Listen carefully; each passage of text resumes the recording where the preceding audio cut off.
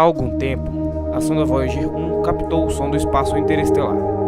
Como você deve saber, o som não se propaga no vácuo. Porém, o aparelho detectou vibrações no denso plasma interestelar, ou gás ionizado, de outubro a novembro de 2012 e de abril a maio de 2013. Ouça!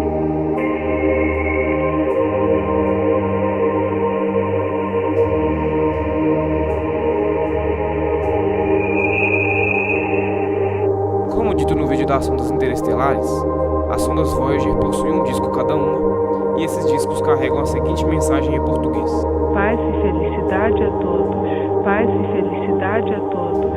Esse foi mais um vídeo e eu peço que você deixe o seu gostei e se inscreva no canal para receber mais vídeos assim. Até a próxima, espectador!